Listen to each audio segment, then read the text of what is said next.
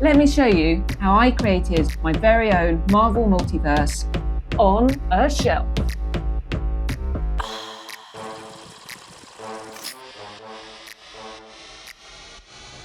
Hi, I'm Scarlet. I'm a prop and model maker and have been working on LEGO films for years, but I've never had an opportunity like this. Here I am, getting going with some initial sketches.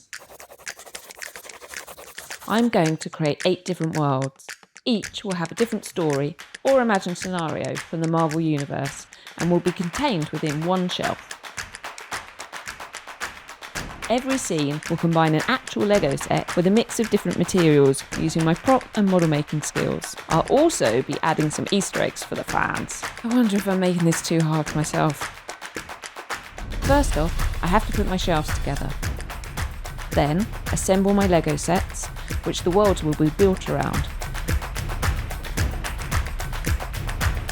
I have to collect all my materials. Lots of stuff to unpack. There are some unusual bits and pieces. You'll see what these oyster shells will turn into later. And this garlic net is going to become a different type of net. Now I can get into building all my backgrounds.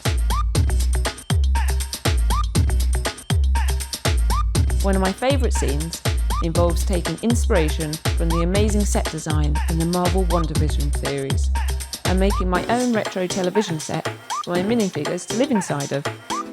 Every single thing is being built from scratch. From the rug to the fireplace. I'm even wiring up some electrics so the set has lighting. We have Vision. He's phasing through the wall to give Wanda a flower in a vintage living room that's based on the WandaVision series. I could have probably spent the whole project just working on this one, to be honest. Some things I do involve quite a lot of maths and I have to get technical. Some can be repetitive, like these boxes. A lot of boxes. With others, I can really have some fun and get to play with LEGO pieces.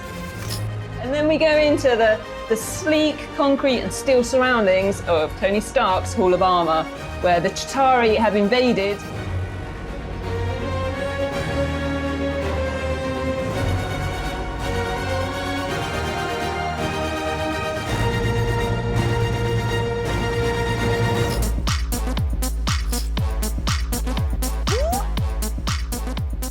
Here, you can see me painting the football stadium.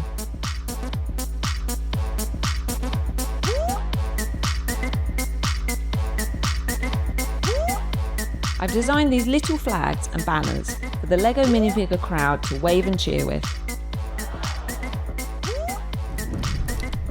With a good old heroes versus villains game where they're playing football against each other. I mean, he's kicked that ball so hard, it's flying across the pitch like a meteor. Now this is one of my favourite details. I'm making an exploding fireball out of wool, making sure every millimetre is perfectly fluffed.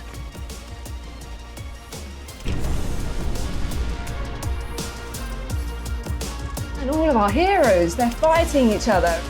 Everyone always wants to know, like, what would happen if we pit our heroes to each other? It's the imaginary fights, isn't it? So that scene really did kind of give us that as fans.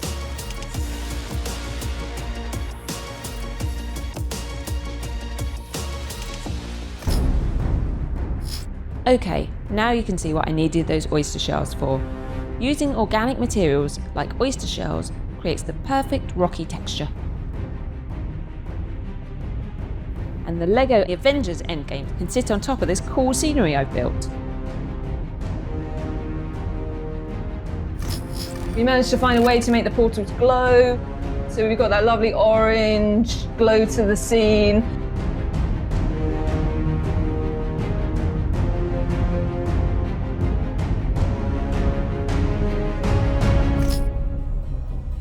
We go down to our Iron Man bust scene, but rather than just putting the bust there, we thought we'd make it look like you've got all these Iron Men and they're all building the bust, and Tony Stark's just there, he's just chilling. They're following their LEGO instructions, and I think they're doing a really good job.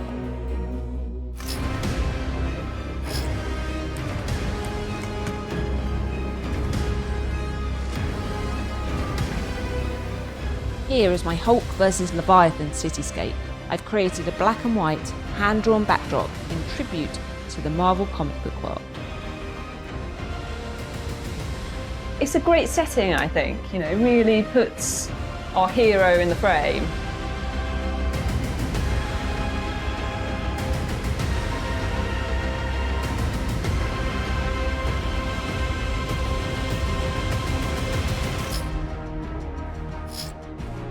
Then I have to get my mask on to create this giant chunk of rock.